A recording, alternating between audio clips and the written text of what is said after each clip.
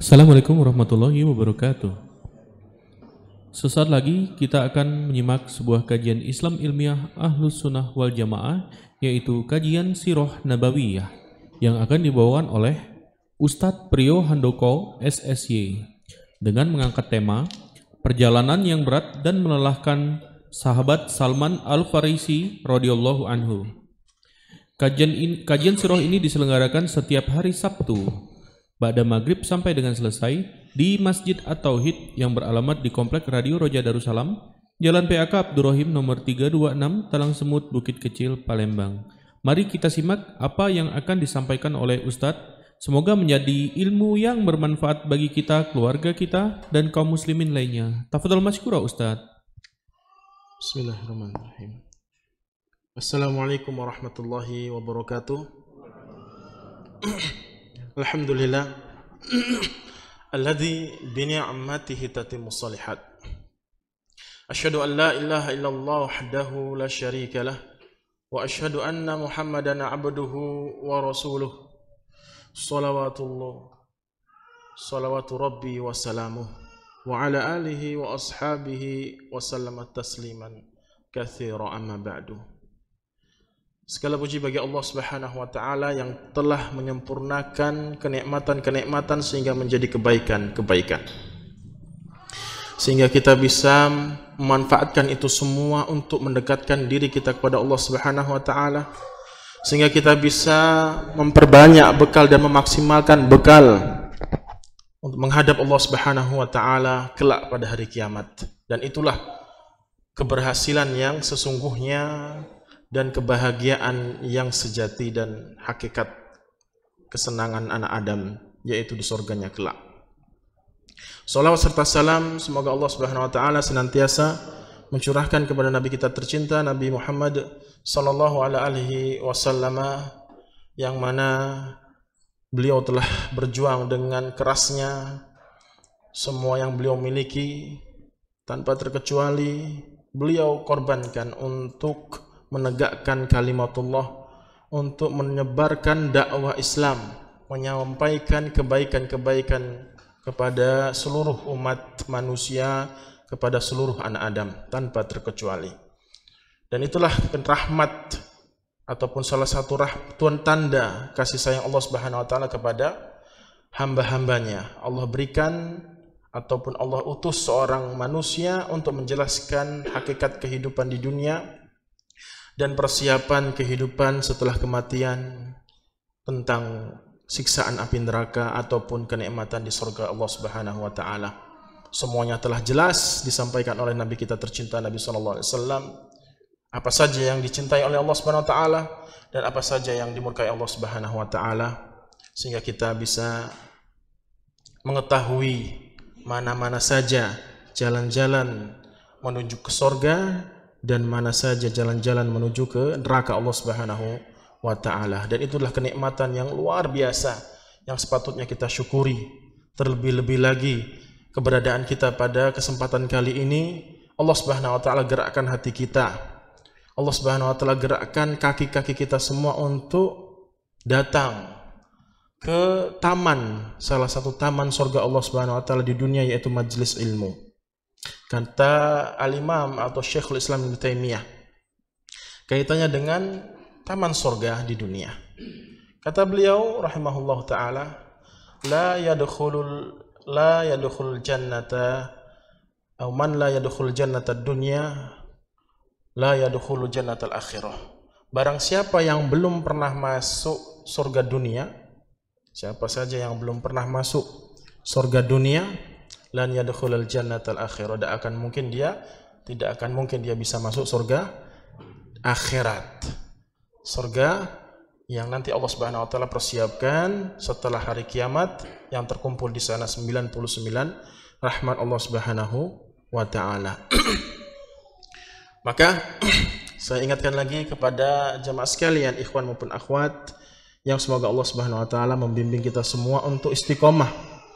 Terus istiqomah, berusaha semaksimal mungkin walaupun bara api yang ada di tangan kita, untuk kita tahan, untuk kita korbankan semuanya itu rasa sakit memegang sunnah Nabi SAW, rasa sakit untuk menempuh dan mempelajari agama Allah Subhanahu wa taala tetap harus kita lakukan walaupun tangan kita terluka oleh karena sebab panasnya bara api tadi.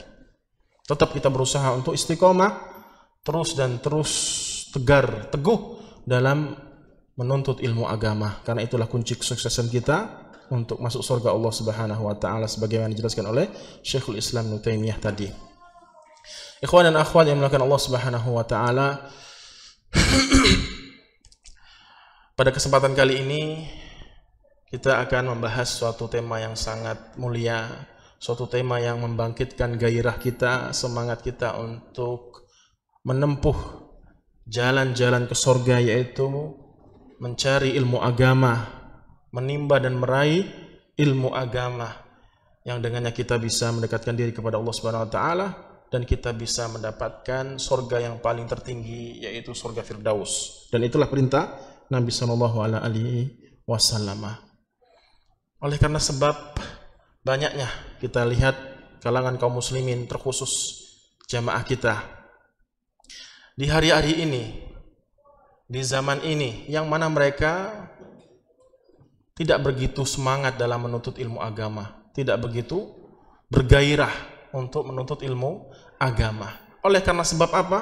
Karena mereka tertipu, lalai, lupa, oleh karena sebab ditutup mata-mata mereka dengan kenikmatan-kenikmatan dunia. Dan jelas dunia itu akan menipu keberadaan anak Adam di muka bumi ini sehingga mereka lupa dan lalai akan sesuatu yang lebih penting, yaitu kehidupan setelah kematian di surga Allah Subhanahu wa taala. Sehingga mereka fokus untuk mengejar dunia dan dunia. Berusaha semaksimal mungkin, apapun rintangannya, apapun cobaannya, mereka lalui, mereka lewati untuk mencari sebongkah emas ataupun perak, secuil dari kenikmatan dunia yang begitu hinanya ini. Sehingga dia yang akan meninggalkan dunia ataupun dunia yang akan meninggalkan dia. Sehingga perlu ada tema-tema yang harus kita sampaikan, perlu kita bahas cerita-cerita ataupun kisah-kisah tentang hebatnya para ulama dalam menuntut ilmu agamanya. Hebatnya para ulama dalam mengejar pintu surga Allah Subhanahu wa taala. Hebatnya para ulama kita dari kalangan para sahabat maupun seterusnya ke bawah, yang mana mereka begitu semangatnya untuk menjadi yang terdepan dari umat Nabi sallallahu alaihi wasallam dalam mengejar surga Allah Subhanahu wa taala. Ada satu ayat yang sering saya sampaikan kepada kaum muslimin sekalian, ikhwan maupun akhwat yang dimuliakan Allah Subhanahu wa taala. Yang ayat tersebut memberikan dorongan motivasi kita untuk beramal soleh, untuk menyadarkan dan membangunkan diri kita dari tidur lelap kita, yang mana kita lupa akan kehidupan yang sebenarnya, yaitu di akhirat kelak. Yang mana Allah Subhanahu wa taala katakan, firmankan di dalam surat Fatir ayat 32.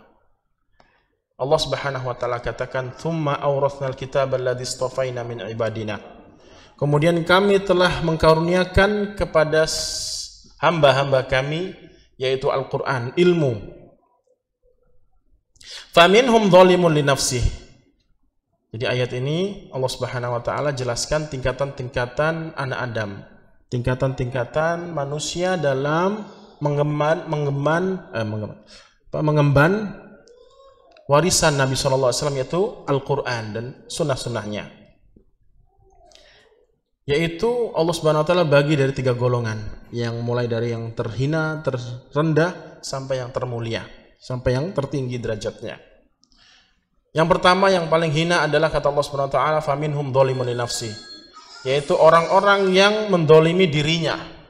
Maksudnya adalah kata para ulama, orang-orang yang mendolimi dirinya itu adalah orang yang senang, gemar untuk bermaksiat dan berat untuk melakukan amalan soleh atau menjalankan perintah-perintah Allah Subhanahu wa taala. Itulah orang-orang yang mendolimi diri mereka. Walaupun di dalam hati mereka terdapat keyakinan, keimanan walaupun sedikit, tetap mereka dianggap sebagai seorang muslim yang dijanjikan surganya kelak. Kemudian yang berikutnya Allah Subhanahu wa taala jelaskan tingkatan yang kedua yang lebih tinggi lagi dari yang pertama. Wa minhum muqtasidun. Dan yang kedua adalah orang yang pertengahan, Ibarat kata kalau kita naik gerbong kereta, nah ada 3 gerbong kereta. Depannya apa kalau depannya itu namanya? Bukan gerbongnya, apa? Apa? Bukan eksekutif. Ada yang paling depan itu apa? Kepalanya. Lokomotifnya ya. Apa? Jadi ada gerbong, ya ada gerbong. Nah, ada depannya itu juga gerbong tapi di situ mesin untuk berjalan. Ya itulah pokoknya ya. Saya lupa kalimatnya apa. Ada 3 ya. Nah, kita yang paling rendah adalah yang paling belakang, kemudian tengah, kemudian terdepan. Yang paling tengah adalah muqtasid. Orang muqtasid itu adalah golongan yang kedua, itu adalah kata para ulama, maksudnya adalah orang-orang yang berusaha untuk mengerjakan amalan soleh yang wajib-wajib saja. Ya, berusaha untuk mengerjakan amalan soleh tetapi yang wajib-wajib saja. Dan berusaha untuk meninggalkan semua yang haram-haram saja. Wajib dijalankan, sesuatu yang haram dijauhi, ditinggalkan. Itu muqtasid, tengah-tengah. Kemudian setelahnya Allah Subhanahu wa taala katakan wa minhum sabiqun bil khairat biidznillah. Wallahu dzul fadlil azim. Wa dzalika fadlul kabir. Kemudian yang paling tinggi adalah orang-orang yang terdepan dalam kebaikan. Maksudnya itu secara bahasa ayat tersebut. Maksudnya ada dijelaskan oleh para ulama tafsir adalah orang-orang yang semangat dalam mengerjakan yang sunnah-sunnah, dan orang tersebut golongan tertinggi tadi semangat pula dalam menjauhi sesuatu yang makruh. Semangat menjauhi sesuatu yang makruh. Kalau sunnah dikerjakan berarti otomatis apa? Wajib dikerjakan. Lebih disiplin bahkan. Ketika dia meninggalkan sesuatu yang makruh-makruh, maka secara otomatis dia meninggalkan sesuatu yang haram. Lebih disiplin bahkan daripada dia meninggalkan sesuatu yang haram. Karena dia semangat meninggalkan sesuatu yang makruhat, sesuatu yang dibenci. Ini yang paling terdepan dalam mengejar surga Allah Subhanahu wa taala. Bukan hanya kewajiban yang dikerjakan, bukan hanya sesuatu yang haram dia tinggalkan, tetapi apa? Semua disiplin ilmu agama dia jalankan. Baik 5 hukum ya, baik yang disebutkan oleh para ulama dari 5 hukum syariat Islam adalah dia menjalankan yang wajib, dia mengerjakan yang sunnah-sunnah, dia menjauhi yang makruh, begitupun menjauhi yang sesuatu yang haram, dan juga dia mengerjakan sesuatu yang mubah, yang sehingga dia mubah tadi bisa menjadi pahala, bisa menjadi usaha dia untuk mencari pahala Allah SWT walaupun hukumnya mubah, seperti makan kan mubah hukumnya, tetapi bagaimana makan ini bisa berpahala kalau diniatkan untuk beribadah. Maka semuanya orang tersebut, golongan yang tertinggi tadi, yang termulia tadi adalah orang yang terdepan dalam mengejar surga Allah Subhanahu wa taala. Maka mau tidak mau kita harus mempelajari semua disiplin ilmu agama Islam sehingga kita tahu sunnah-sunnahnya ini, makruh-makruh yang ini, makruhat yang ini, makruhat yang itu, sunnah-sunnah yang ini, sunnah-sunnah yang itu. Sampai-sampai Salman Al-Farisi nanti kita kisahkan kisahnya, ditanya oleh orang-orang Yahudi, hal 'allamakum nabiyyukum kulla syai', apakah nabi kalian mengajarkan seluruhnya? Iya, semuanya diajarkan kepada kami, semuanya tanpa terkecuali, hatal qiraah, sampai-sampai perkara yang remeh-temeh adalah kaitannya dengan adab buang hajat, buang air kecil ataupun air besar di WC ataupun kamar mandi. Diajarin oleh Nabi SAW. Kita harus ketahui bagaimana ketika kita mau pergi ke WC, kamar mandi, mau tidur, keluar rumah, tidur, kemudian doa-doa, apakah kita sudah menghafalnya? Ketika apa? Angin kencang, doanya apa? Ketika naik, doanya apa? Ketika turun, doanya apa? Ketika melihat kenikmatan, doanya apa? Ketika mendengar petir, guntur, doanya apa? Diajarkan semua oleh Nabi SAW. Itulah orang-orang yang terdepan dalam menuntut atau mengejar pintu surga Allah Subhanahu wa taala, dan insya Allah mereka akan mendapatkan surga yang paling tertinggi, yaitu surga Firdaus. Nah, kembali kepada kepribadian kita masing-masing. Kita mau pilih yang mana? Kalau kita diberikan pilihan untuk perkara dunia, untuk memilih kenikmatan-kenikmatan dunia, tidak mungkin kita bisa memilih yang paling terendah. Pasti kita memilih sesuatu yang paling tinggi. Betul enggak? Betul atau betul? Ketika dihadapkan kepada kita beberapa pilihan dari kenikmatan dunia, tidak mungkin. Bahkan kita katakan orang yang memilih dari yang terendah dari kenikmatan dunia tersebut, kita katakan orang ini tidak waras. Dikasih pilihan 1 juta atau 1 miliar kok malah pilih apa? 1 juta. Tidak waras nih orang. Ya.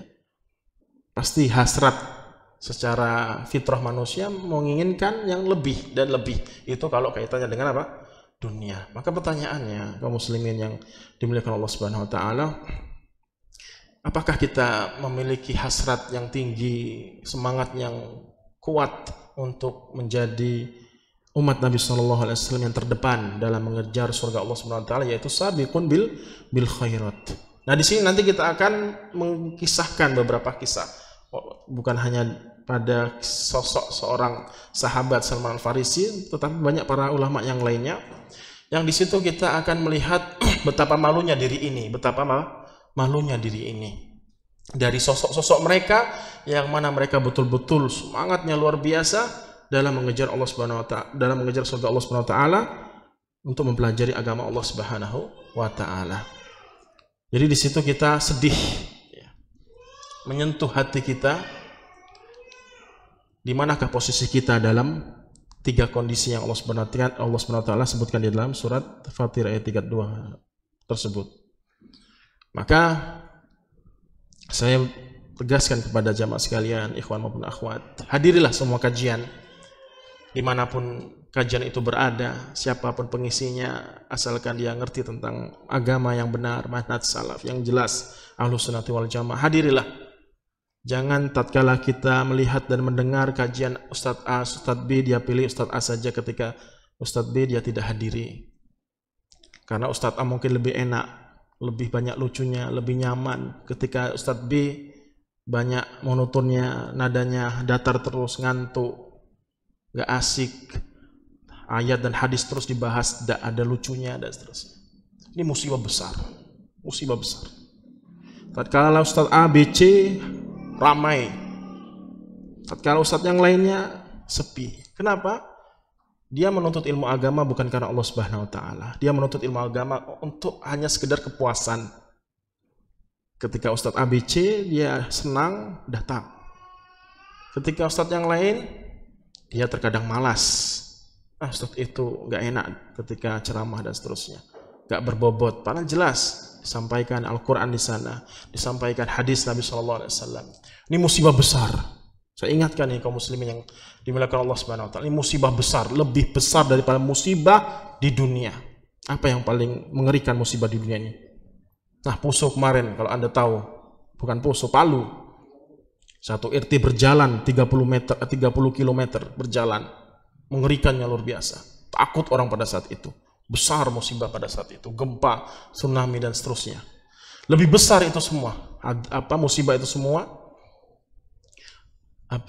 Tatkala seorang hamba melalaikan kewajiban dia untuk menuntut ilmu agama. Itu musibah yang terbesar.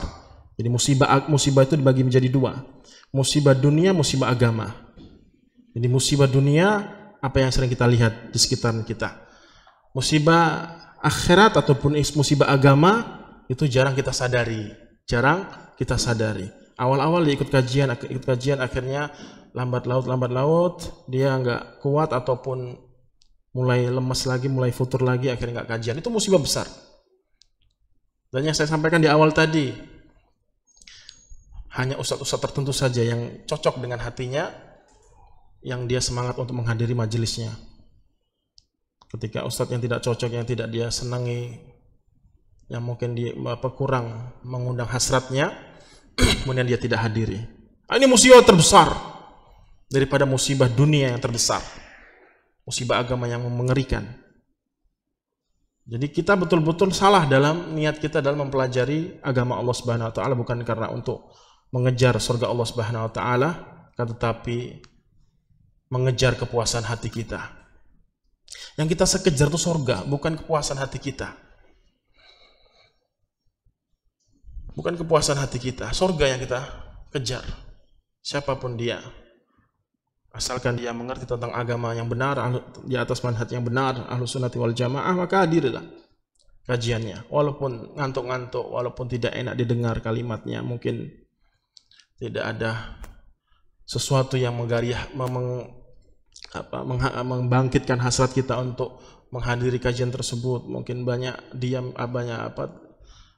atau tidak banyak ketawanya atau lucunya, kemudian kita tidak semangat untuk menghadiri kajian dia.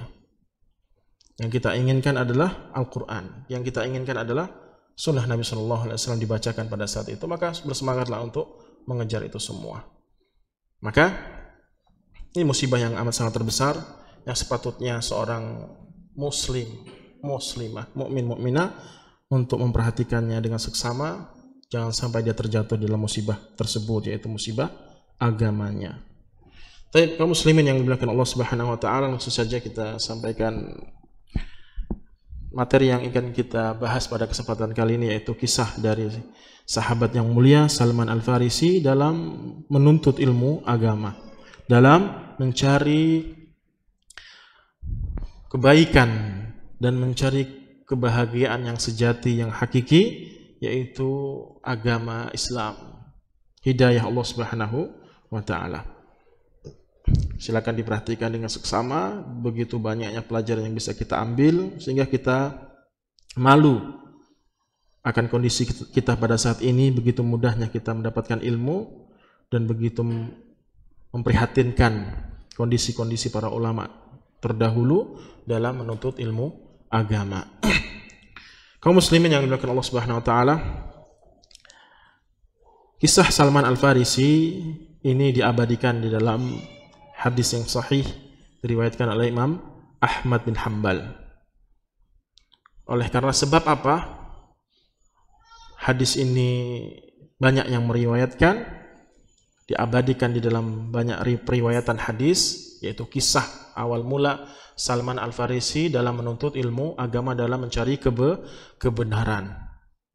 Yaitu salah satunya adalah Rasulullah SAW sendirilah yang memerintahkan Salman Al-Farisi untuk, jadi setelah menceritakan kisah Salman Al-Farisi kepada Nabi SAW mulai dari Persia, Iran, kemudian Nabi SAW perintahkan kepada beliau untuk menceritakan kisahnya mulai dari A sampai akhir, bertemu dengan Nabi SAW kepada para sahabat yang lainnya, karena di dalamnya terdapat banyak pelajaran.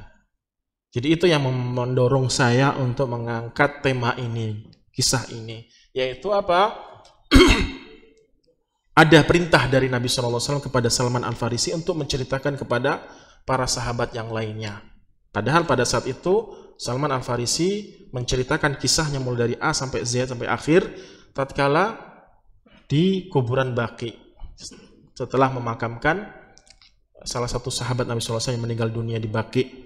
Dan di sekitar Nabi SAW ada sebagian para sahabat yang mendengar kisah Salman Al-Farisi, akan tetapi Nabi SAW tetap memerintahkan Salman Al-Farisi untuk menceritakan kisahnya kepada para sahabat yang lainnya. Kenapa? Karena di situ banyak sekali faedah dan pelajaran dalam perjuangan dan pengorbanan Salman Al-Farisi dalam menuntut ilmu agama. Hadisnya panjang sekali, karena namanya cerita kan, namanya kisah panjang. Apa yang disampaikan oleh Salman Al-Farisi. Nah, diriwayatkan Imam Ahmad yang sudah saya sebutkan ini, diriwayatkan oleh Imam Ahmad, yang mana itu pada saat itu Salman Al-Farisi menceritakan kisahnya kepada Abdullah bin Abbas radhiyallahu taala anhuma. Langsung saja saya kisahkan, saya tidak baca semuanya, saya ringkas saja karena membutuhkan waktu yang panjang, bisa jadi 1,5 jam atau bisa jadi 2 jam. Mulai kisah dari awal mula Salman Al-Farisi dalam mencari kebenaran. Haddatsani Salman Al-Farisi hadithahu min fih. Kata Abdullah bin Abbas, Salman Al-Farisi menceritakan kepadaku kisahnya yang dia alami. Qala, dia berkata, kuntu rajulan farisiyan min ahli Asbahan, min ahli qaryatin minha. Aku dulu tinggal di Persia. Persia itu sekarang itu Iran. Oleh karena sebab itulah orang Syiah tidak mengkafirkan Salman Al-Farisi. Jadi semua para sahabat Nabi SAW itu dikafirkan kecuali 3 sahabat. Salman Al-Farisi, Abu Dzar Al-Ghifari, dan Miqdad. 3 orang. Oleh karena sebab Salman Al-Farisi dari Persia, yaitu Iran sekarang ini. Nah, jadi posisi dia sekarang di Persia ya. Awal mulanya di Persia atau Iran.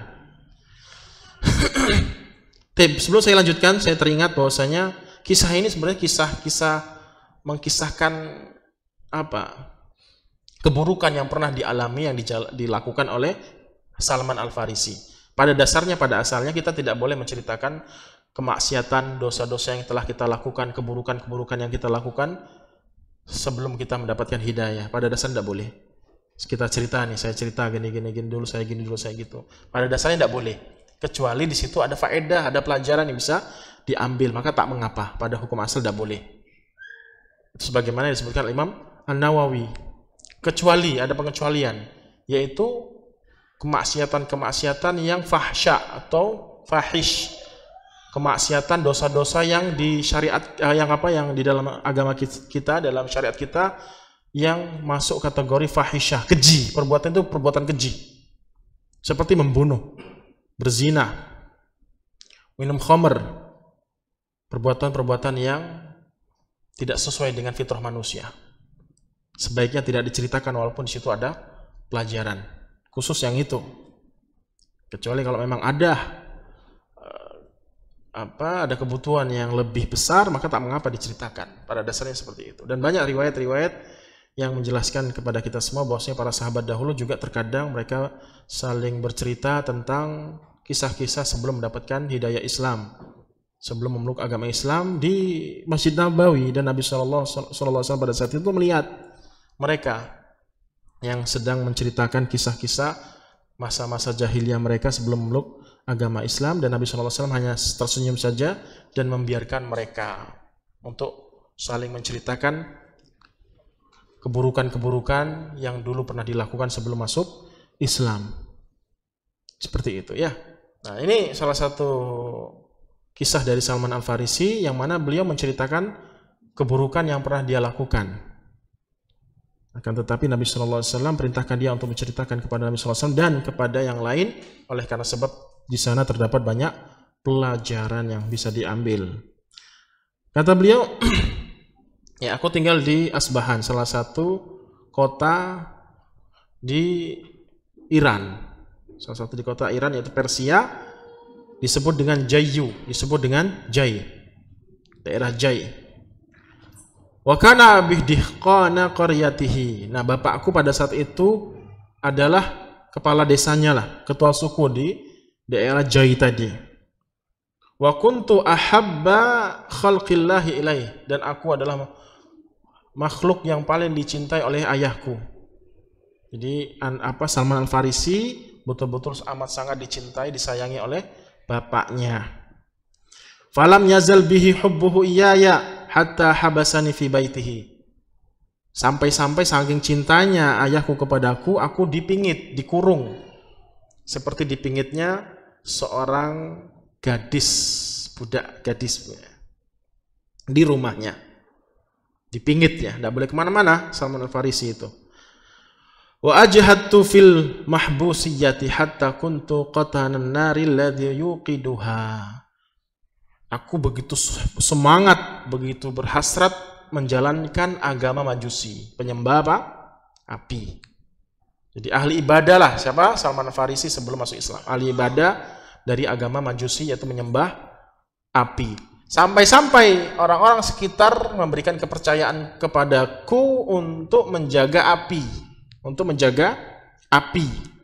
Jangan sampai mati apinya. La yatrukuha takhbu sa'atan, jangan sampai mati ini Tuhannya ini ya. Walaupun sedetik, sekejap mata, tidak boleh sampai mati. Tidak boleh sampai mati. Qala wa kanat li abi dhai'atun 'azimatun qala fashughila fi bunyanin lahu yawman. Nah, pada saat itu ayahku memiliki banyak ladang. Banyak apa? Ladang. Banyak ladang. Tanaman, kebun. Akan tetapi pada saat itu, di hari itu, ayahku itu disibukkan dalam pekerjaannya, yaitu membangun rumah. Membangun rumah. Sehingga susah untuk mengatur banyak urusan tadi, yaitu tanaman-tanaman, kebun-kebunnya. Tetapi pada saat itu ayahnya sedang disibukkan untuk membangun rumah pada saat itu. Sehingga apa? Aku diperintahkan oleh ayahku untuk pergi ke ladang untuk mengurusi beberapa urusan di kebun tersebut, ladang tersebut. Pergilah, kata ayahnya. Jadi dilepas ya istilahnya, dilepas, diperbolehkan, diizinkan untuk keluar rumah dengan syarat apa tadi? Mengurus kebun orang tuanya, ayahnya. Gitu. Wa amaroni fiha bi ba'dhi ma yurid. Aku diperintahkan beberapa perkara yang dia inginkan untuk dikerjakan di kebunnya. Fa kharajtu uridu dhai'atahu famaratu bi kanisatin min kanaisil nasara. Ketika aku hendak pergi ke kebun orang tua aku, ayahku, aku melewati ada apa? Gereja. Salah satu gereja dari orang-orang Nasrani, Kristen. Fasami'tu aswatahum fiha wa hum yusallun. Aku mendengarkan gemuruh suara mereka beribadah di dalam kanisa tersebut, di dalam gereja tersebut. Yang mana mereka di dalam gereja tersebut beribadah begitu semangatnya beribadah di dalam gereja tersebut. Wa kuntu la adri ma amrun nasi li habsi abi iyaya fi baitihi. Dan aku tidak mengetahui apa yang terjadi di luar rumah. Di luar rumah, kaget kan? Karena apa? Karena sebelumnya aku dikurung oleh orang tuaku. Dia takjub atau kaget, ternyata banyak kejadian yang membuat dia kagum, kaget, oleh karena sebab sebelumnya dia belum pernah keluar rumah. Falamma marartu bihim wa sami'tu aswatahum. Kemudian aku melewati gereja tersebut. Dakhaltu alaihim anduru ma yasnaun. Aku mendekati gereja tersebut, melihat, mendengar apa sih yang mereka lakukan di dalam gereja tersebut. Qala falamma ra'aituhum a'jabani salatuhum. Kemudian aku melihat ibadah-ibadah mereka yang membuat aku takjub, salat-salat mereka yang membuat aku takjub. Wa raghibtu fi amrihim wa qultu hadza wallahi khairun minad din alladzi nahnu alaihi. Oh, ini kayaknya agama yang terbaik daripada agama yang sebelumnya. Agamaku yang sebelumnya yaitu apa? Majusi, menyembah api. Ini lebih cantik kayaknya agama ini. Kata beliau seperti itu. Fa wallahi ma taraktuhum hatta gharabati syamsu. Saking enaknya melihat dan mendengar ibadah yang mereka lakukan di gereja, aku terlupakan dengan amanah yang diberikan kepadaku oleh orang tuaku untuk mengurusi kebunnya. Sampai maghrib, sampai mau maghrib sore. Wa taraktu dhai'ata abi wa lam atiha. Aku belum sempat menjalankan amanah orang tuaku di kebun tersebut. Faqultu lahum aina aslu hadzal din. Sehingga pada saat itu aku bertanya kepada sebagian orang yang ada di gereja tersebut, agama ini asalnya dari mana? Agama ini asalnya dari mana? Maksudnya pusatnya dari mana? Kalau Islam berarti kan di Mekah, Madinah gitu ibarat kata. Di mana ini Nasrani ini? Agamanya pusatnya di mana? Kata salah satu dari penghuni kanisa tersebut atau gereja tersebut, dari Syam. Dari Syam. Syam itu utaranya Madinah. Utaranya Madinah. Jadi antara Madinah dan Turki, Rusia. Nah, sekitaran situ, yaitu Yordania, Palestina, kemudian Iran dan sekitarnya, itu masuk ke Syam. Oh, berarti di Syam kata dia kan. Qala thumma raja'tu ila abi wa qad ba'athani fi talabihi wa syaghaltu an amali kullihi. Sehingga aku akhirnya pulang ke rumah oleh karena sebab ada utusan ayahku untuk mencariku. Dijemputlah aku oleh utusan ayahku untuk segera pulang, mau maghrib, mau malam. Kemudian alam akun ahidtu ilaika ma ahidtu. Qala qultu ya abati marartu binasin yusalluna fi kanisatin lahum. Akhirnya aku menjumpai bapakku, Kemudian bapakku tanya, "Aina kunta, dari mana saja kamu ini? Sampai maghrib kayak gini belum pulang-pulang," gitu kan? Kemudian, "Apakah kamu sudah mengerjakan apa yang sudah aku amanahkan kepada engkau?" Kata ayahnya. Kemudian Salman Al-Farisi menjawabnya, "Tadi sebelum ke kebun, ke ladangmu ya ayah, aku melihat atau melewati ada tempat ibadah yaitu gereja, yang mana aku takjub dengan ibadah-ibadah yang mereka lakukan di gereja tersebut." Maka Salman Farisi berkata kepada ayahnya, "Fa wallahi ma ziltu indahum hatta gharabati syamsu." Sampai-sampai aku terlupakan waktu sehingga sampai malam, sampai maghrib gitu ya, sampai maghrib, saking asiknya melihat ibadah yang dilakukan oleh orang Nasrani di gereja tersebut. Aku terkagum-kagum dan dia mengatakan, Salman Al-Farisi mengatakan, "Demi Allah, agama Nasrani ini lebih baik daripada agama nenek moyang kita, wahai ayahku." Ya. Kemudian ayahnya marah, dibantah balik, "Tidak, justru agama kita yang lebih baik daripada agama mereka, agama Nasrani." Dibantah lagi oleh Salman Al-Farisi, "Tidak, sekali-kali tidak wahai ayahku, demi Allah, sesungguhnya agama itu lebih terbaik daripada agama kita sekarang." Fa khafani faja'ala fi rijlayya qaidan tsumma habasani fi baiti. Marah ayahku itu. Marah.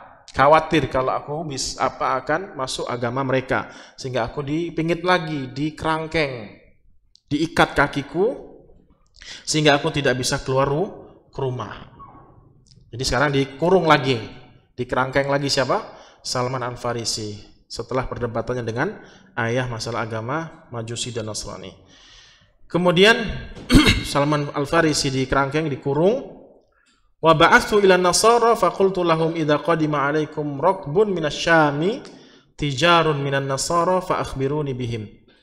Akhirnya aku mengutus utusan yang ada di sekitar rumahku untuk pergi ke kanisa tersebut, untuk pergi ke gereja tersebut untuk menyampaikan pesanku kepada mereka. Kalau sampaikan pesan kepada mereka, yaitu apa? Pesannya Salman Al-Farisi kepada utusannya tadi, kalau ada orang Syam, ada kafilah dagang dari Syam mampir ke gereja tersebut di daerahnya, kabarkan kepadaku.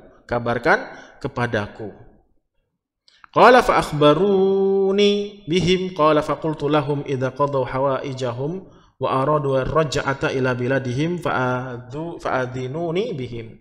Dan juga sampaikan kepada mereka, kalau mereka mau balik ke Syam lagi, kasih tahu saya dan izinkan saya untuk ikut mereka ke Syam. Ketika dikabarkan kalau mereka ingin pulang kembali lagi ke Syam setelah berdagang di daerah kampungnya Salman Al-Farisi, yaitu di kanisa tersebut atau di gereja tersebut, mau pulang, akhirnya Salman Al-Farisi melepaskan belenggunya, rantai yang ada di kakinya yang mengikat kakinya, untuk mengejar dan menyusul orang-orang yang dari Syam tersebut yang ingin pulang ke Syam, kafilah dagang yang dari Syam yang ingin pulang kembali lagi ke Syam. Falamma qadimtuha qultu man afdalu hadzal din. Akhirnya Salman Farisi ikut rombongan kafilah dagang dari Syam yang berdagang di daerah Salman Al-Farisi pulang ke Syam. Setibanya di Syam, Salman Al-Farisi bertanya kepada penduduk Syam pada saat itu, bertanya, siapa yang paling pinter, paling ahli, ustadznya lah gitu, kiainya agama ini? Qalu, masyarakat berkata kepada Salman Al-Farisi, uskuf ini, katanya, al-uskufu fil kanisa, uskuf yang tinggal di gereja ini. Qala faji'tuhu faqultu inni qad raghibtu fi hadzal din. Aku pingin banget belajar sama beliau karena aku sangat suka dengan agama ini. Gitu ya. Akhirnya pergi ke kanisa tersebut, ke gereja tersebut. Wa ahbabtu an akuna ma'aka akhdumuka fi kanisatika wa ata'allamu minka wa usalli ma'aka. Sehingga beliau sesampainya beliau di kanisa tersebut dan minta izin kepada uskufnya tadi untuk melayani gurunya gitu, agar bisa belajar agama sama uskufnya tadi, dan beribadah bareng bersama uskufnya di gerejanya. Kata uskufnya tadi, silakan fadkhul, masuklah, masuk. Qad dakhaltu ma'ahu faqala fakana rajula sau'in ya'muruhum bis-shadaqati wa yuraghibuhum fiha. Tidak lama kemudian ketika Salman Al-Farisi masuk atau belajar dengan uskup tersebut, dia melihat beberapa perangai dari uskup ini, yaitu perangai yang jelek. Bahwasanya adalah uskup ini laki-laki yang amat sangat buruk akhlaknya. Dia perintahkan manusia jamaahnya untuk sedekah, dan dia motivasi jamaahnya untuk beribadah kepada Allah Subhanahu wa taala. Akan tetapi fa idza jama'u ilaihi minha asya'al iknazahu li nafsihi wa lam yu'til masakin. Ketika manusia pada banyak mengumpulkan emas, perak, harta benda yang seharusnya disalurkan kepada orang-orang fakir miskin, dia simpan, dia simpan, dikumpulkan di rumahnya, di kanisahnya, tempat ibadahnya itu. Dikumpulkan untuk dirinya sendiri, tidak disalurkan kepada orang-orang yang berhak menerimanya, sampai-sampai hatta jama'a sab'a qilalin min dhahabin wa warakin, sampai-sampai ada 7 gentong emas dan perak. Masya Allah, 7 gentong emas perak itu berapa kilo itu kira-kira ya? Triliunan bisa jadi, triliunan. Ya kan? Apalagi sekarang 1 gram 1 juta. Nah, itu berapa ton itu ya? Triliunan bisa jadi. Ya, dikumpulkan 7 gentong emas perak terkumpul di gentong tersebut, hasil menimbun sedekahnya para jamaahnya atau masyarakatnya. Jadi untuk dirinya sendiri. Nah, ini guru yang kurang ajar lah istilahnya gitu. Guru yang kurang ajar. Dan ini jelas-jelas disampaikan oleh Allah Subhanahu wa taala kaitannya dengan sikap rahib uskuf di zaman dahulu, yang mana mereka mengutamakan kepentingan mereka sendiri untuk memperkaya diri mereka sendiri. Allah Subhanahu wa taala katakan dalam surat At-Taubah ayat 34 ya. Ayat 34 sampai 35. Allah katakan, ya ayyuhalladzina amanu inna katsiran minal ahbari war ruhban.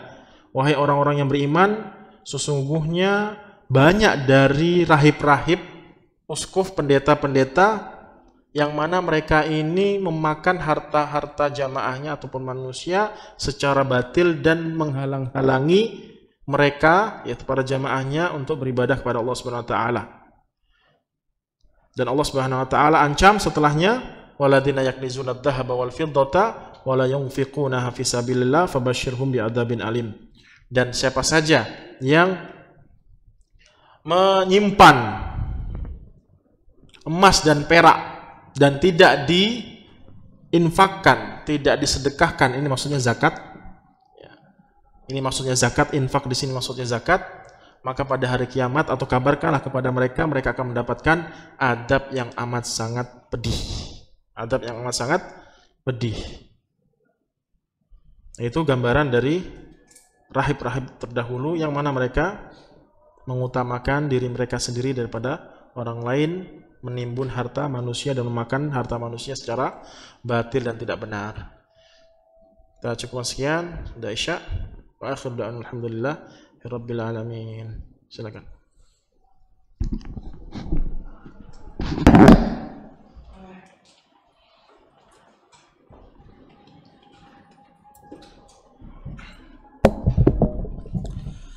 Allahu akbar, Allahu akbar. Allahu akbar, Allahu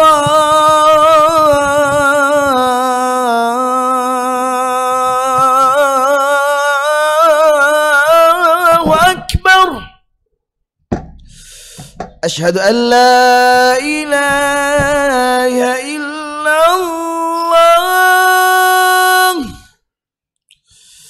Ashhadu an la ilaha illallah.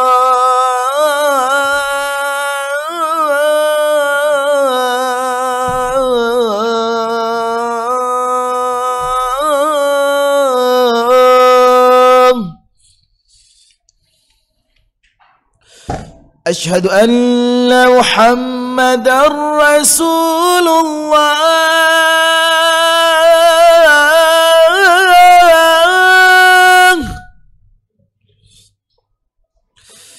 أشهد أن محمدًا رسول الله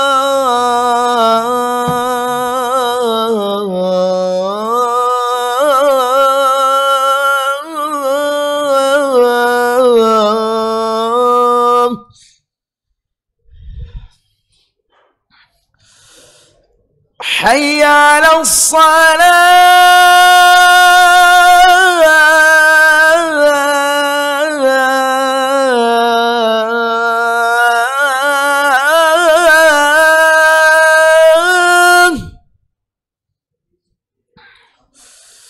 حي على الصلاة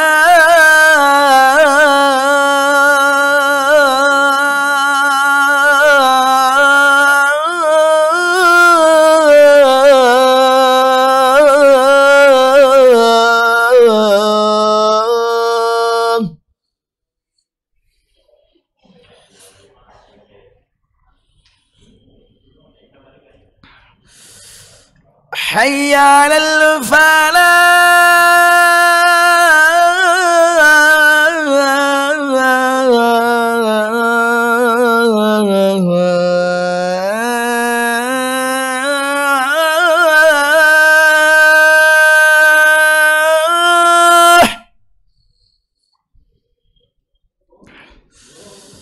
حي على الفلاح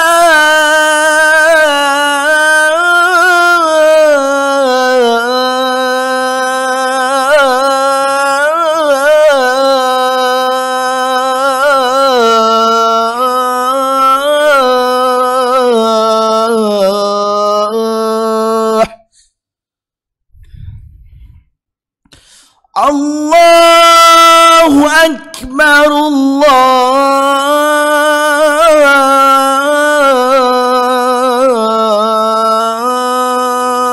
الله أكبر لا إله إلا الله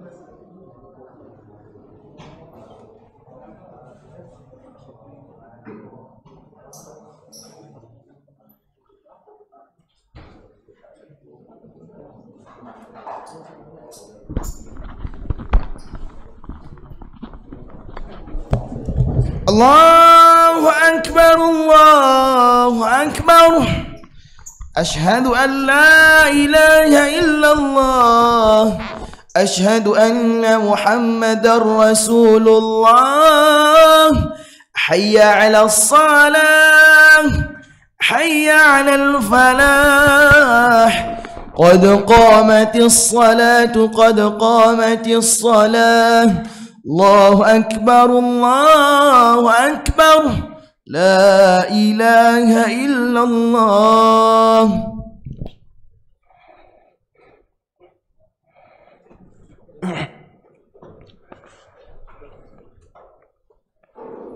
الله أكبر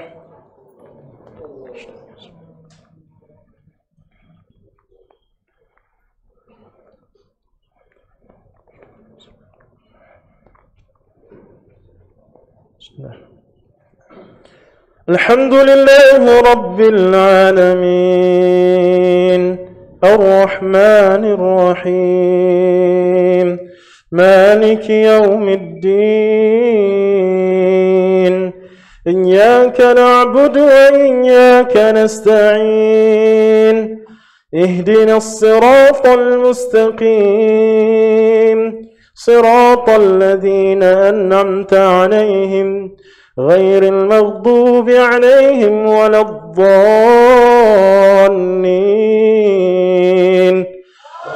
آمين وإذا جاءتهم آية قالوا لن نؤمن حتى نؤتى مثل ما أوتي رسل الله الله أعلم حيث يجعل رسالته سيصيب الذين أجروا صغار عند الله وعذاب شديد وعذاب شديد بما كانوا يمكرون فمن يرد الله أن يهديه يشرح صدره للإسلام ومن يرد أن يضل يجعل صدره ضيقا حرجا كأنما يصعد في السماء كذلك يجعل الله الرجس على الذين لا يؤمنون وهذا صراط ربك مستقيما قد فصلنا الآيات لقوم يذكرون لهم دار السلام عند ربهم وهو وليهم بما كانوا يعملون ويوم يحشرهم جميعا يا معشر الجن قد استكثرتم من الإنس وقال أولياؤهم من الإنس ربنا استمتع بعضنا ببعض وبلغنا أجلنا الذي أجلت لنا قال النار مثواكم خالدين فيها إلا ما شاء الله إن ربك حكيم عليم وكذلك نولي بعض الظالمين بعضا بما كانوا يكسبون. الله أكبر.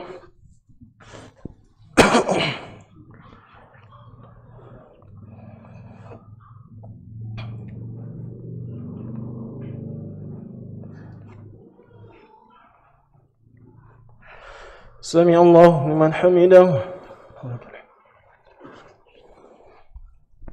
الله أكبر.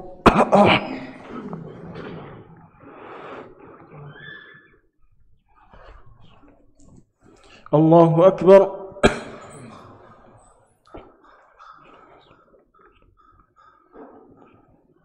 الله أكبر.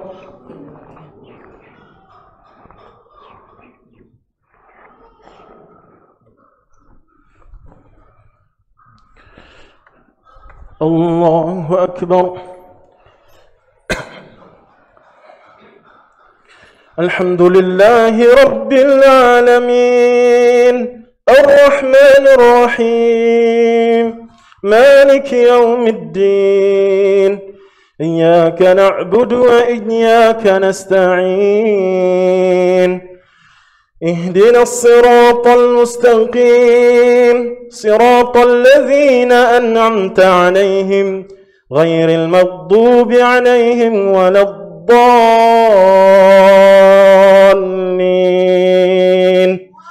آمين. يا معشر الجن والإنس ألم يأتكم رسل منكم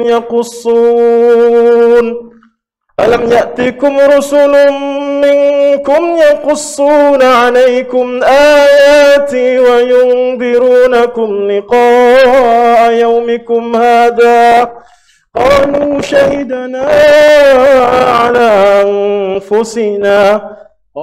شهدنا على أنفسنا وغرتهم الحياة الدنيا وشهدوا على أنفسهم أنهم كانوا كافرين ذلك أن لم يكن ربك مهلك القرى بظلم وأهلها غافلون ولكل درجات مما عملوا وما ربك بغافل عما يعملون وربك الغني ذو الرحمة إن يشأ يذهبكم ويستخلف من بعدكم ما يشاء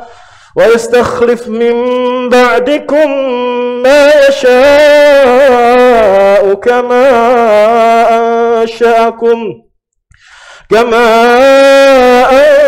أنشأكم من ذرية قوم آخرين إنما توعدون لآت وما أنتم بمعجزين قل يا قوم اعملوا على مكانتكم إني عامل فسوف تعلمون من تكون له عاقبة الدار إنه لا يفلح الظالمون وجعلوا لله مما ذرأ من الحرث والأنعام نصيبا فقالوا هذا لله بزعمهم وهذا لشركائنا فما كان لشركائهم فلا يصل إلى الله وما كان لله فهو يصل إلى شركائهم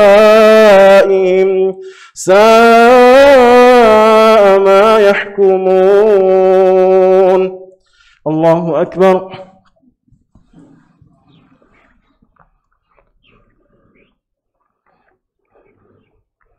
سمع الله لمن حمده. الله أكبر.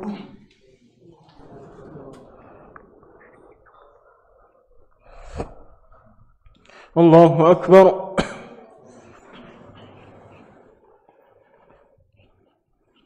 الله أكبر.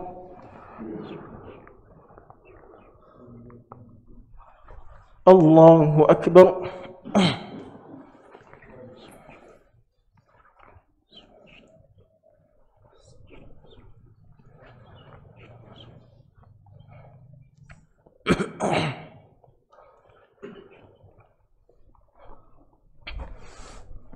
الله أكبر.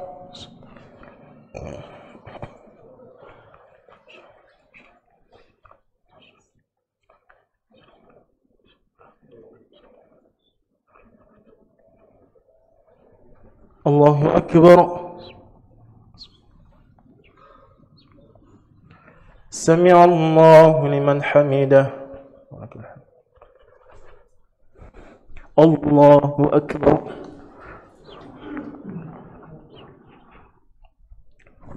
الله أكبر. الله أكبر.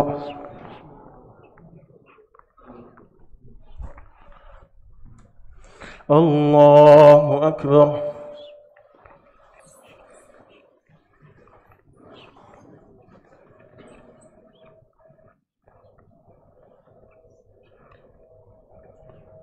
الله أكبر. سمع الله لمن حمده.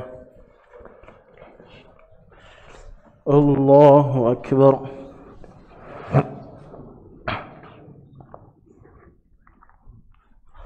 الله أكبر.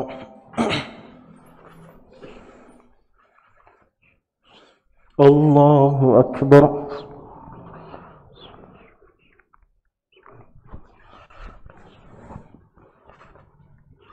الله أكبر. تحت السلام عليكم ورحمة الله. أشهد أن لا إله إلا الله. أشهد أن اللهم صل على محمد. اللهم إني أعوذ بك من شر ما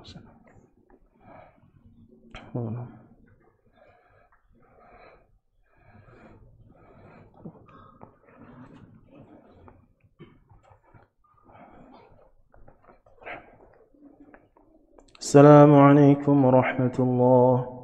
السلام عليكم ورحمة الله. استغفر الله. الله السلام عليكم.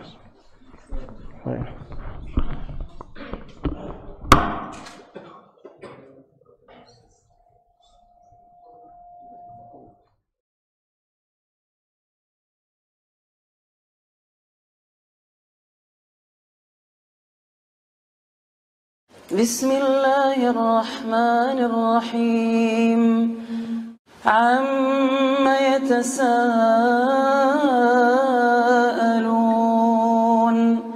عن النبأ العظيم الذي هم فيه مختلفون كلا سيعلمون ثم كلا سيعلمون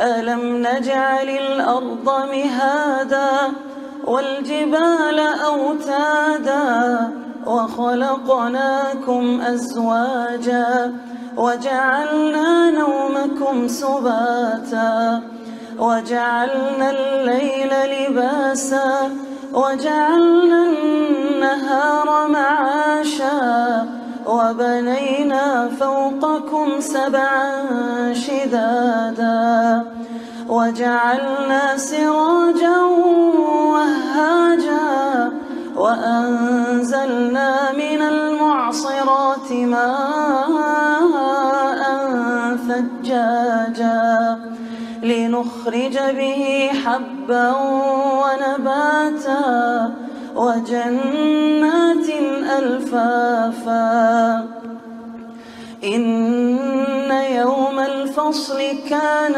ميقاتا يوم ينفخ في الصور فتأتون أفواجا وفتحت السماء فكانت أبوابا وسيرت الجبال فكانت سرابا إن جهنم كانت مرصادا للطاغين مآبا لابثين فيها أحقابا لا يذوقون فيها بردا ولا شرابا إلا حميما وغساقا جزاء وفاقا إنهم كانوا لا يرجون حسابا وكذبوا بآياتنا كذابا وكل شيء أحصيناه كتابا فذوقوا فلن نزيدكم إلا عذابا إن للمتقين مفازا حدائق وأعنابا وكواعب أترابا وكأسا دهاقا لا يسمعون فيها لغوا ولا كذابا جزاء من ربك عطاء حسابا رب السماوات والأرض وما بينهما الرحمن لا يملكون منه خطابا يوم يقوم الروح والملائكة صفا لا يتكلمون إلا من أذن له الرحمن وقال صوابا ذلك اليوم الحق فمن شاء اتخذ إلى ربه مآبا إنا أنذرناكم عذابا قريبا يوم ينظر المرء ما قدمت يداه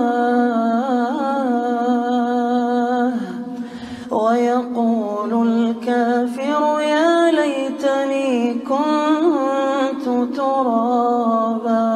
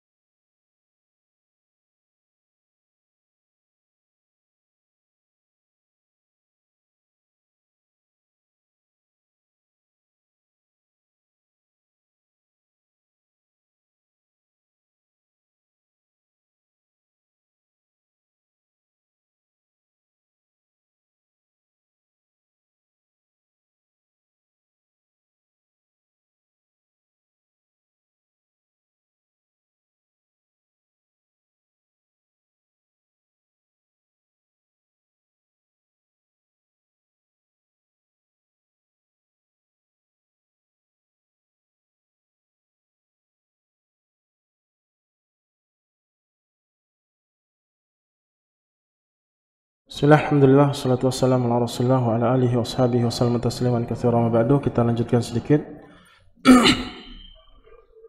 Kita percepat saja, kita nggak sebut bahasa Arabnya atau hadisnya langsung, kita langsung terjemahkan saja.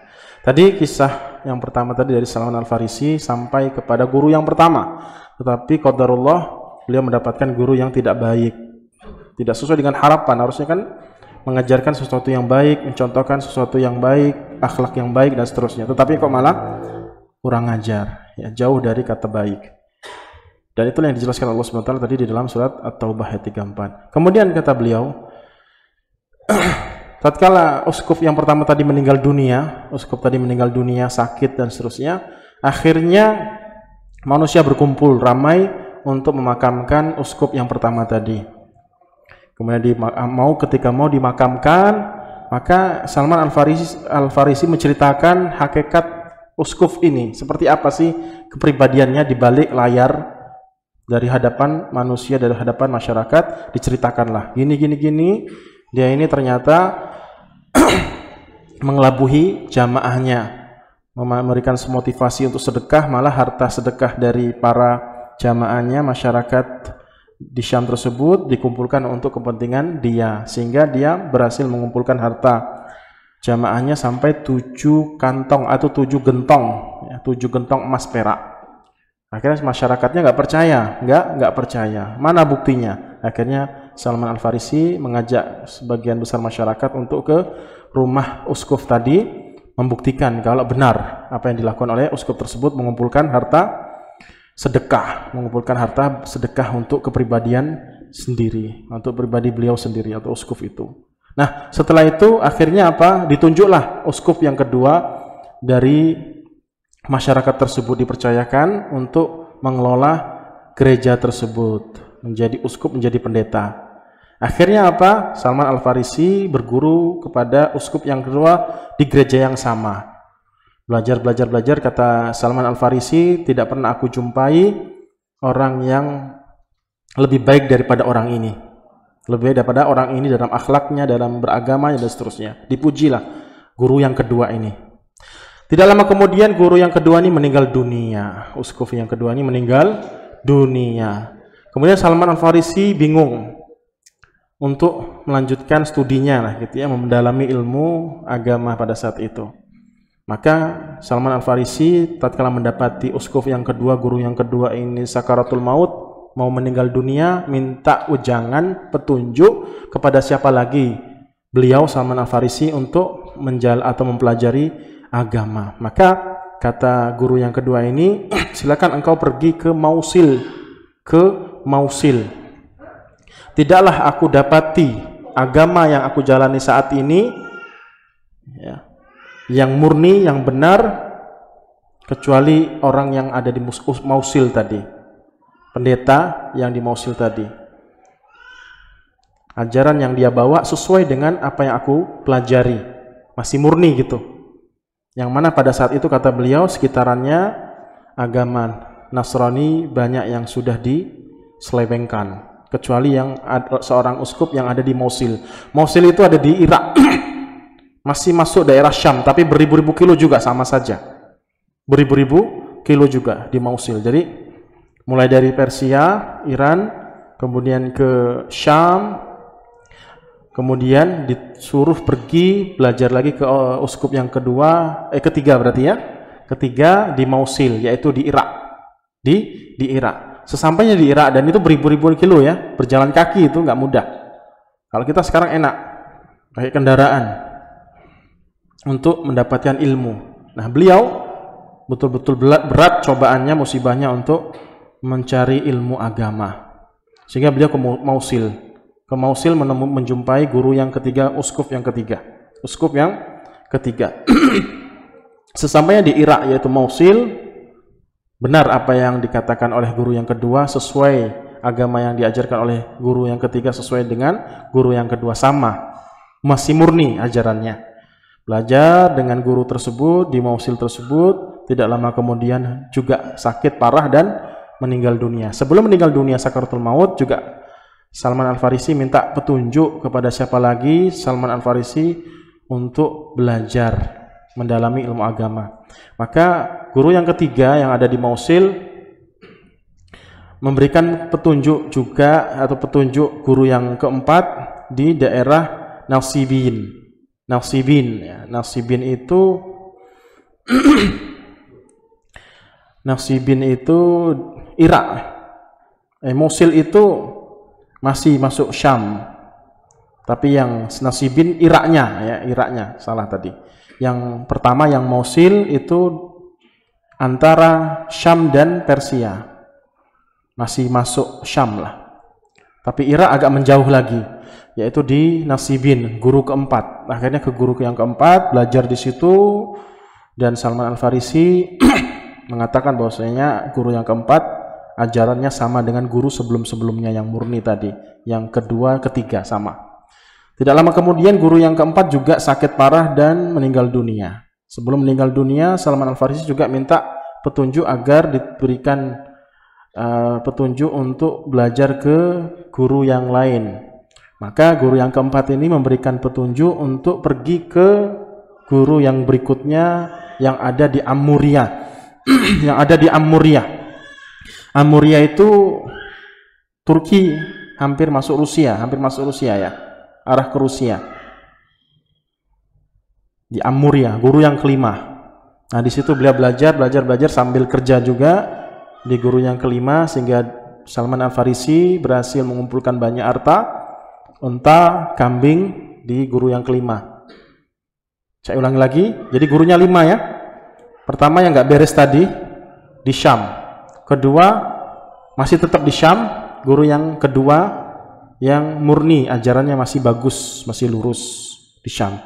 Kemudian meninggal dunia, guru kedua menunjukkan ke guru yang ketiga yang berada di Mosul, perbatasan antara Syam dan Persia, masih sekitaran situ, tetapi juga sama jauhnya.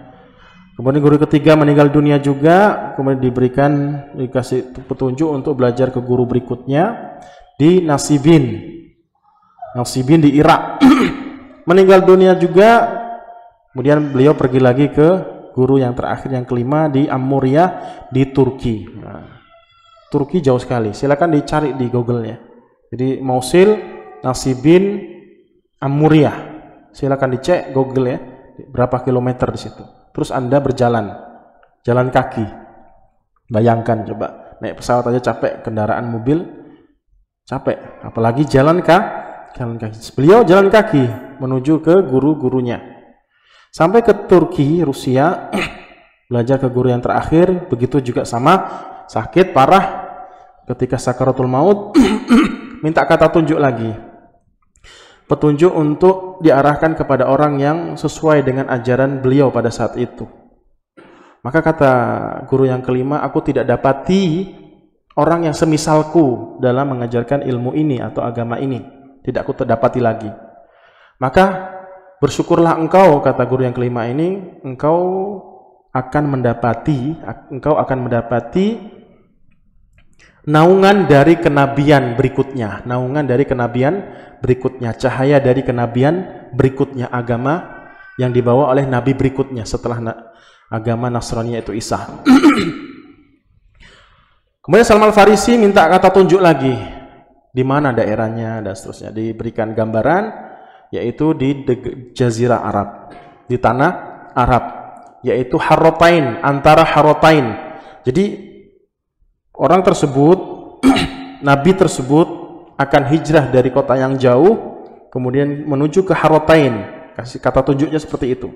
Harratain itu antara lembah batu cadas ya, hitam, antara kedua tempat lembah, antara dua lembah batu hitam cadas itu, di tengah-tengahnya ada kurma, subur tanahnya, yaitulah Madinah. Ya, dikelilingi batu yang cadas. Nah, di tengah-tengahnya subur, itu kurma, tumbuh-tumbuhan subur di situ. Nah, itulah dia akan hijrah ke kota tersebut. Kota tersebut, dan tidak disebutkan Madinah, enggak disebutkan. Kata tunjuknya Harratain. Akhirnya apa? Enggak langsung pergi. Meninggal dunia guru yang kelima, enggak langsung pergi. Dia tetap kerja di situ. beternak dan seterusnya. Akhirnya tidak lama kemudian ada kafilah dagang dari suku Kilab Jazirah Arab ke Turki, jalan kaki jualan ya, istilahnya pedagang. Kalian dari mana? Dari Arab, kata Salman Farisi kan, tanya. Kami dari Arab. Akhirnya Salman Farisi, oke lah kalau gitu antar saya, bawa saya ke daerah kalian di Arab. Nanti saya bayar harta saya ini dengan onta dan kambing. Aku bayar dengan hartaku onta kambing ini untuk kalian, asalkan kalian mengizinkanku untuk ikut serta dengan kalian pulang ke Arab. Akhirnya dibawalah Salman Farisi bersama beberapa kafilah dagang dari suku Kilab. Sesampainya di Wadi Qura, Wadi Qura itu utaranya Madinah, belum sampai ke Madinah. Jadi Khaybar utara Madinah itu ya, itu Khaybar. Di atasnya Khaybar, kemudian Alula itu daerah yang dimana pada saat itu diutusnya Nabi Soleh dan kaumnya di situ. Baru setelahnya Tabuk, kemudian Yordan, Palestina dan seterusnya. Nah ini daerah situ, Wadi Qura, hampir masuk ke utaranya Madinah, belum masuk ke Madinahnya. Sesampainya di sana beliau didolimi, maksudnya apa? Dijual kepada seorang Yahudi, dijual jadi budak, dijual. Itu tepatnya di Yordan, belum masuk ke Madinah. Akhirnya apalah daya Salman Al-Farisi, akhirnya diperbudaklah Salman Al-Farisi, salah satu dari orang Yahudi. Akhirnya dipekerjakan oleh salah satu orang Yahudi tersebut. Kemudian sepupu dari tuannya tadi, majikannya tadi itu datang ke rumah tuannya dengan mengatakan, celakalah Bani Qailah. Celaka maksudnya suku Madinah atau suku Aus dan Khazraj, yaitu suku yang mendiami bertempat di Madinah. Celakalah mereka, yang mana mereka sekarang telah menunggu seseorang yang mengaku dirinya Nabi, yang sekarang berada di Mekah, yang akan hijrah ke Madinah. Dan sekarang mereka, yaitu Nabi tersebut dan para sahabatnya, ke Kuba, kan ke Kuba dulu. Akhirnya apa? Tidak lama kemudian juga tuan pertama tadi, tuan yang ada di Yordan tadi, Yahudi tadi, Yordan atau Khaybar, itu daerah situlah. Salman Al-Farisi dijual kembali kepada majikan yang kedua, yaitu sepupu dari tuan pertama tadi, majikan pertama, dijual. Akhirnya Salman Al-Farisi dibawa ke kota Madinah, mendekat ke kota Madinah. Belum masuk kota Madinahnya, mendekat. Sesampainya di utaranya Madinah, semakin dekat kota Madinah, Salman Al-Farisi pada saat itu berada di atas pohon korma dan pas di bawahnya tuannya. Aku diperintahkan untuk mengerjakan sesuatu atau suatu pekerjaan di pohon tersebut. Akhirnya aku mendengarkan percakapan antara tuanku dengan sepupunya juga, sepupu yang lainnya. Mendengarkan bahwasanya menyebut-nyebut utusan Allah Subhanahu wa taala, yaitu Nabi Muhammad SAW, yang mana mereka sekarang berada di Kuba. Akhirnya Salman Al-Farisi turun, ya, senang ada titik temu ataupun titik terang kalau ada seseorang yang disebutkan oleh gurunya yang kelima tadi untuk Salman Al-Farisi belajar sama beliau. Akhirnya apa? Tidak lama kemudian Salman Al-Farisi mengumpulkan beberapa harta yang dia miliki untuk mengunjungi Nabi Muhammad SAW dan para sahabatnya. Nah, Salman Al-Farisi tadi kan diajarin oleh gurunya itu, orang yang akan kamu temui itu memiliki tanda-tanda kenabian. Yang pertama, dia tidak makan sedekah. Yang kedua, makan harta hadiah, kemudian antara dua pundaknya di belakang punggung ada tanda stempel kenabian, yaitu semacam daging apa seperti tai lalat lah, seperti itu di antara dua pundak Nabi SAW. 3 tanda itu. Ketika di Kuba, beliau Salman Al-Farisi membawa beberapa makanan, kemudian disodorkan ke Nabi Muhammad SAW dan para sahabatnya dengan mengatakan, ini sedekah untuk kalian. Pada saat itu Nabi SAW memerintahkan para sahabatnya, kulu, makanlah. Dan Nabi SAW tidak mengambil secuil pun dari makanan yang disodorkan oleh Salman Al-Farisi, oleh karena sebab niat Salman Al-Farisi tadi apa? Niat sedekah. Kata Salman Al-Farisi, hadal awal, ini tanda yang kedua. Pulanglah Salman Al-Farisi kembali ke majikannya. Tatkala Nabi SAW masuk ke kota Madinah, Salman Al-Farisi menjumpai Nabi SAW lagi yang kedua dengan membawa makanan yang akan diberikan kepada Nabi SAW dan para sahabatnya. Niatnya bukan sedekah tapi niat hadiah. Kata Salman Al-Farisi, ini saya hadiahkan kepada Anda dan kepada sahabat-sahabatmu, hadiah ya, hadiah. Akhirnya Nabi SAW ikut makan dari makanan hadiah yang diberikan oleh Salman Al-Farisi tadi, dimakan oleh Nabi SAW. Kata Salman Al-Farisi, ini tanda yang kedua, tanda kenabian yang kedua. Nah, tidak lama kemudian ada salah satu sahabat dari Madinah meninggal dunia, yang mana pada saat itu Nabi SAW memakamkan sahabat tersebut di Baqi. Akhirnya Salman Al-Farisi juga ke sana lagi, menjumpai Nabi SAW lagi. Kemudian Salman Al-Farisi ya, mengelilingi Nabi SAW, yang mana Nabi SAW pada saat itu sedang memakai rida dan syamlatan. Syamlatan itu kayak kain yang digulung-gulungkan.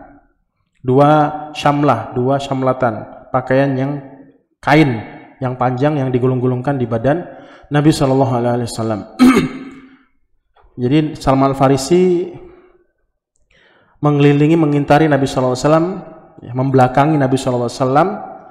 Maksudnya Salman Al-Farisi melihat tanda yang ketiga ada atau tidak, yaitu tanda khotam, stempel kenabian. Nabi SAW ini tahu nih niat Salman Al-Farisi maunya apa. Akhirnya secara sengaja Nabi SAW melepaskan rida di atasnya, dilepaskan. Akhirnya Salman Al-Farisi melihat tanda kenabian yang ketiga. Langsung Salman Al-Farisi memeluk, mencium Nabi SAW dan menangis. Mencium dan menangis. Dah sampai situ. Ya, hadisnya panjang sepertinya sampai nanti peperangan Khandaq. Peperangan Khandaq. Jadi pada intinya sampai di situ Salman Al-Farisi, kisahnya perjalanan beliau adalah mencari kebaikan atau kebenaran, mencari keridhaan Allah Subhanahu wa taala, sehingga beliau berjumpa dan bertemu dengan Nabi Muhammad SAW. Beliau menangis di peluknya Nabi SAW dengan senangnya, begitupun campur dengan rasa sedih karena pengorbanan sebelumnya begitu amat sangat berat. Perjalanannya tuh beribu-ribu kilo tuh ya, berhari-hari, berbulan-bulan jalan kaki. Nah, ada banyak pelajaran yang bisa kita ambil, bisa kita petik dari kisah Salman Al-Farisi ini. Walaupun kisahnya belum selesai ya, silakan dilanjutkan lagi, tidak masalah. Banyak terjemahannya, hadis tentang kisah Salman Al-Farisi sampai beliau bebas dari perbudakan di tahun ke-5 Hijriah tatkala peperangan Khandaq. Jadi peperangan Badar, Uhud, Hamratul Asad itu enggak ikut Salman Al-Farisi. Nah, ketika Khandaq ikut, yang usul untuk buat Khandaq, buat parit ya, itu adalah Salman Al-Farisi, usulan dari Salman Al-Farisi. Yaitu pelajaran yang ingin saya tekankan kepada jemaah sekalian, ikhwan maupun akhwat, dari kisah Salman Al-Farisi. Kelihatannya kita menceritakan kisahnya singkat gitu, kesana kemari, kesana kemari. Kalau kita dalami lagi, tahayati lagi, ternyata beratnya luar biasa perjuangan Salman Al-Farisi dalam mencari kebenaran. Lalu pertanyaannya, di manakah kedudukan kita dari kedudukan Salman Al-Farisi dalam menuntut ilmu agama? Bertanya-tanya di dalam hati, kenapa aku tidak seperti beliau? Begitu beratnya tidak berpikir makannya gimana, minumnya bagaimana, akan tetapi di dalam pikiran Salman Al-Farisi adalah kebenaran dan kebenaran. Ingin mencari kebahagiaan yang hakiki, yaitu mendalami ilmu agama untuk menyelamatkan dirinya tatkala hari kiamat kelak, yaitu menghadap Allah Subhanahu wa taala. Perjalanan yang begitu berat, begitu melelahkan, cobaan yang begitu sangat-sangat menyakitkan, pedih. Mulai dari perjalanan, kemudian didolimi, dijadikan budak. Namanya budak itu nggak enak ya, disuruh-suruh dan seterusnya. Tapi beliau sabar dan sabar, akhirnya Allah kabulkan apa yang diinginkan oleh Salman Al-Farisi untuk menjumpai Nabi Muhammad SAW. Itu satu. Kedua, banyak sebenarnya. Saya singkat aja. Saya nggak bisa lama-lama juga. Kedua, mulianya akhlak Nabi SAW. Mulianya akhlak Nabi SAW. Setelah dipeluknya Nabi SAW, dicium oleh Salman Al-Farisi. Salman Al-Farisi itu cerita mulai dari Persia, apa yang kita dengar tadi itu diceritakan oleh Salman Al-Farisi kepada Nabi Muhammad SAW. Dan Nabi SAW setia mendengar kisah Salman Al-Farisi. Iya. Kalau kita kan, kalau misalkan orang ngeluh gitu ya, bosan rasanya gitu ya. Lama lagi. Kan lama tadi kisahnya itu. Hadisnya seperti itu, lafaz kalimat-kalimatnya. Tetap betah gitu ya. Tetap betah Nabi SAW mendengarkan keluh kisah dari Salman Al-Farisi dengan seksama dan baik. Menjadi pendengar yang baik. Tidak mengeluh. Saya ini banyak kegiatan, lagi repot ini. Saya ini orang penting ini, jadi ngambil waktunya lah istilahnya. Tapi Nabi SAW tetap setia mendengar kisah dari Salman Al-Farisi. Maka tatkala seseorang mengeluh kepada Anda, jangan tunjukkan sikap-sikap tidak suka. Berusaha untuk baik, menjadi pendengar yang setia, pendengar yang baik, sehingga minimal walaupun kita nggak nolong ya, walaupun kita nggak bisa nolong, nggak bisa bantu, minimal ada tempat untuk dia cerita, mengungkapkan keluh kesahnya, unek-uneknya. Itulah sikap yang terbaik yang harus kita lakukan walaupun kita nggak bisa bantu orang tersebut. Dengerin. Kalau kita bisa kasih solusi, kasih solusi. Kalau bisa bantu, ya bantu sesuai dengan kemampuan. Nah, itulah. Maka Salman Al-Farisi terbebaskan dari budak di tahun ke-5 Hijriah, tatkala peperangan Khandaq, dibantu oleh Nabi SAW dan para sahabatnya. Maharnya apa? Jadi Nabi SAW perintahkan kepada Salman Al-Farisi untuk membebaskan dirinya dari perbudakan orang Yahudi tersebut dengan membayar, dan tuannya yang minta sendiri, yaitu 300 pohon korma berbuah. 300 pohon korma berbuah. Bukan tumbuh selesai, enggak. Pohon korma tumbuh berbuah 300. Dan di situ ada mukjizat.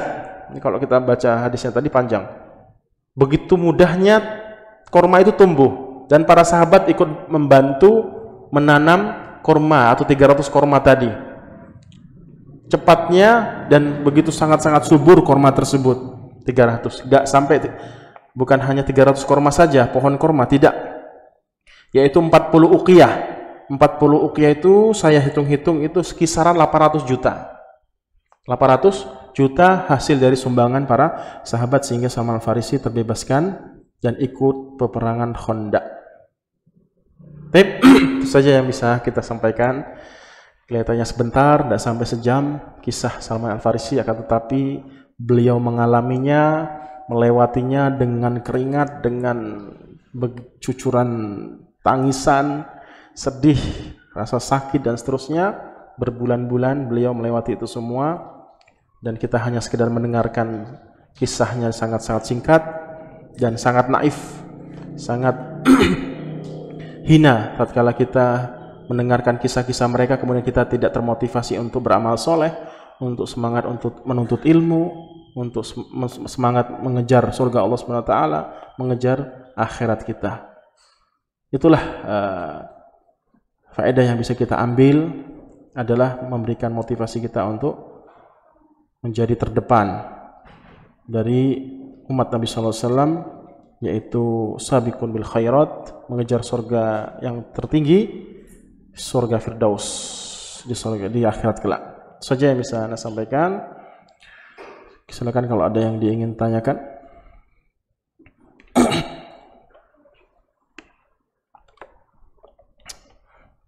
Tidak ada? Cukup ya? Oke, gitu aja. Terakhir yang bisa kita tekankan di sini adalah perlunya kita membaca, menelaah beberapa kisah-kisah dari para ulama, pedihnya mereka dalam menuntut ilmu agama. Perlu. Nah, ini adalah salah satu obat cara kita menghilangkan rasa malas, futur, tidak semangat. Yaitu apa? Membuka kisah-kisah para ulama dalam menuntut ilmu agama. Sehingga kita pada saat itu malu bukan malah mundur, tetapi malah kita bersemangat. Jangan sampai kita tertinggal dalam mengejar ridwan Allah Subhanahu wa taala, surga Allah Subhanahu wa taala. Paham ya? Ada pertanyaan panjang banget ini ya. Mengenai bahasa yang Ustadz bilang soal musibah yang besar itu adalah ketika kita tidak mau belajar agama. Contoh mungkin hadir kajian itu ketika Ustadz atau Habib yang kita suka saja. Nah, di sini ada alasan kenapa tidak mengikuti kajian. Ya Ustadz yang Ustadznya dia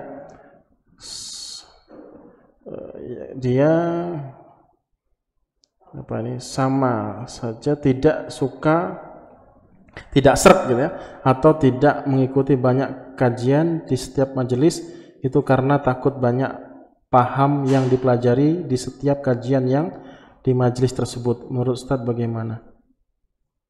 Jadi gini,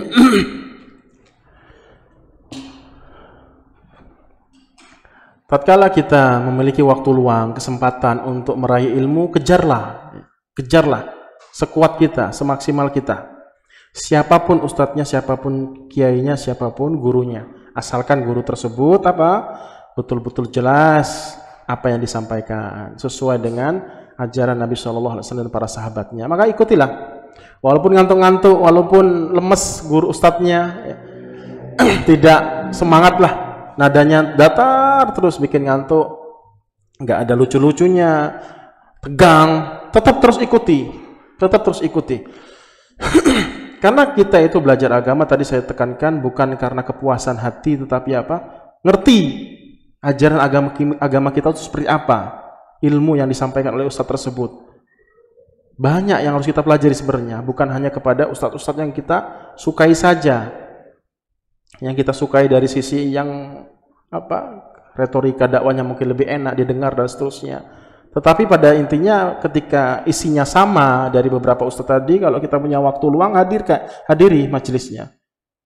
Karena kita mencari surga Allah Subhanahu wa taala tidak mudah dan tidak gampang, banyak perkara yang harus kita pelajari, banyak perkara yang harus kita amalkan.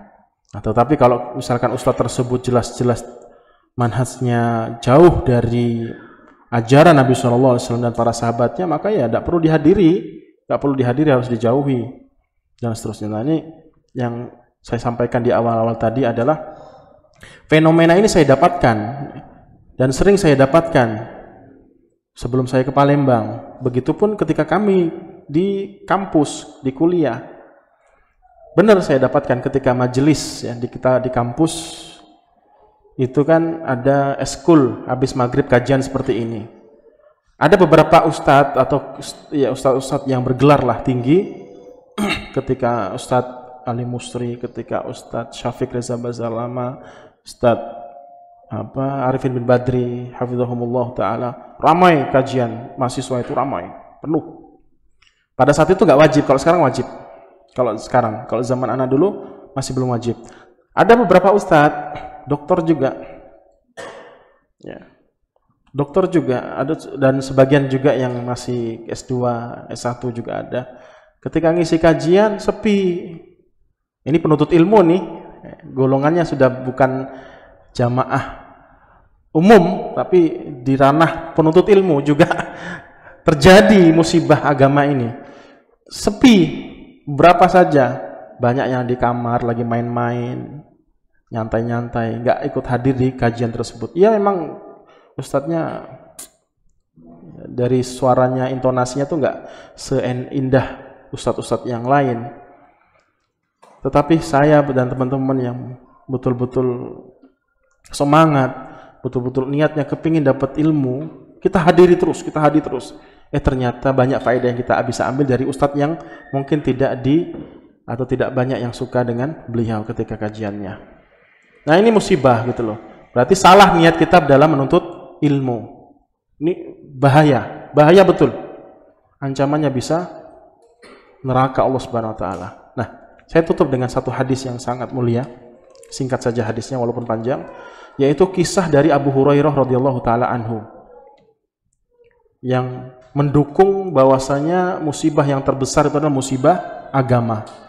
Abu Hurairah radhiyallahu taala anhu meriwayatkan hadis ini, yaitu 3 golongan yang akan diadab pada hari kiamat kelak. Pertama kali yang diadab adalah salah satunya penuntut ilmu.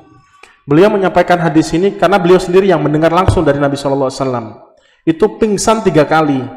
Ketika beliau ingin menyampaikan apa yang didengar dari Rasulullah sallallahu alaihi wasallam, Nabi sallallahu alaihi wasallam bersabda, pingsan. Bangun lagi, Nabi sallallahu alaihi wasallam bersabda, pingsan lagi. Bangun lagi, Nabi sallallahu alaihi wasallam bersabda, pingsan lagi.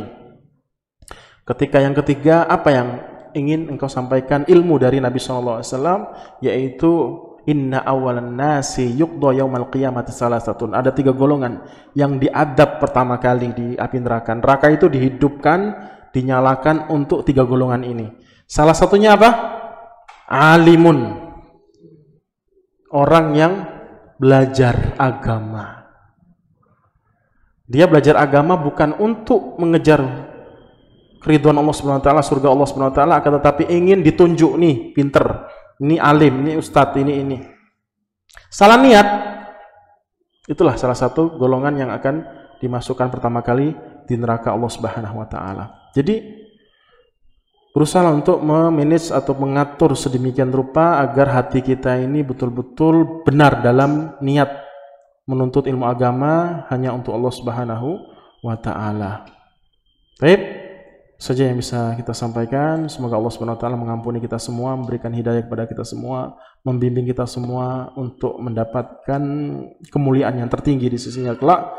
Wa akhiru da'wana alhamdulillahirabbil alamin. Subhanakallahumma wa bihamdika asyhadu an la ilaha illa anta astaghfiruka wa atubu ilaik. Assalamualaikum warahmatullahi wabarakatuh.